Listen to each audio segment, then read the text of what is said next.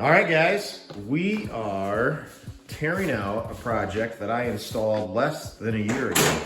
And this is a click vinyl plank failure, and it is a moisture failure. And the call was from the homeowner that this is what was squeezing up in between the joints.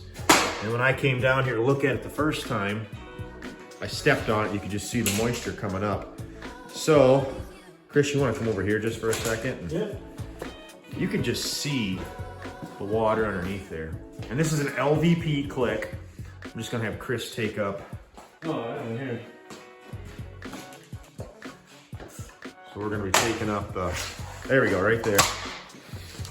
So you can just see, big reason why you need to moisture test your floor, or why you shouldn't moisture test your floor, even with a click floor. I guess I just figured, hey, it's not attached, it should breathe to some degree, but it didn't. So we're gonna tear this out and we're gonna replace it with another product. But just wanted to give you guys kind of the forewarning here. Check for moisture. You know, this is a mistake you don't need to make.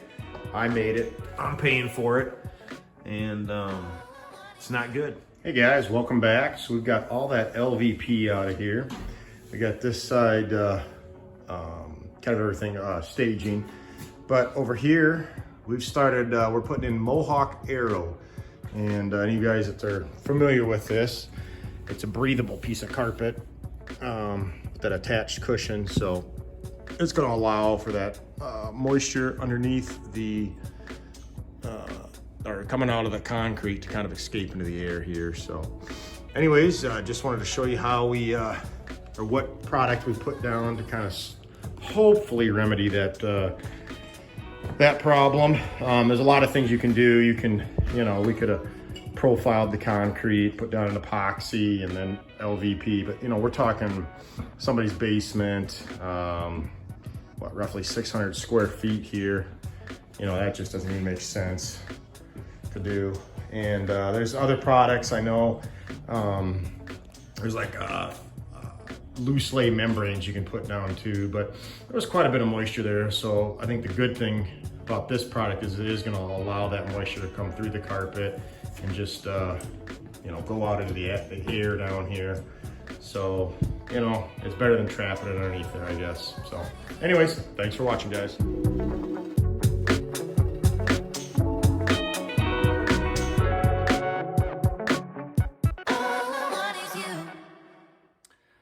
Hey guys, I just wanted to follow up a little bit on that video you just watched. So, you know, that I sell and install my own products. So going back to replace that, as much as it was, you know, a pain in the butt, still is pretty nice that I was able to do that.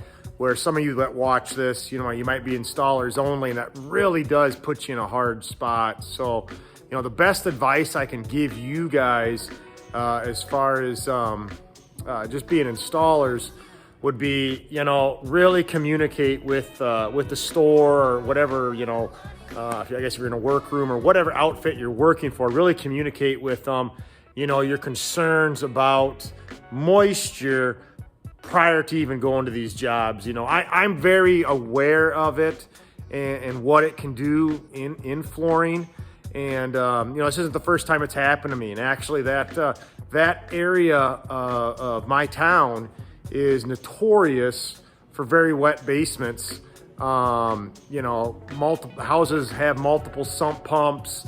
From what I understand, it was just built on kind of a swampy area, I guess, you know. So, and that was an older home. So, you know, everybody knows there's more than likely nothing, no membrane in between the ground and the concrete. So, you know, I should have done my due diligence and looked into that. And, you know, just assuming that a click was going to be able to breathe was a bad assumption. You know, I got caught in it. So, you know, the best advice I can give you guys, you know, again, that are installers, is just communicate that you're concerned, and before you do the job, who's responsible if there is an issue for moisture. Because that job, you know, it was 600 some square feet, ends up costing me about $3,000 when it's all said and done. And that's a lot of money. And again, fortunately, I'm in a position where I sell the material too. So it's, you know, I can go back and I install too, so I can go back and do this. So I'm not having to eat some money on the installation.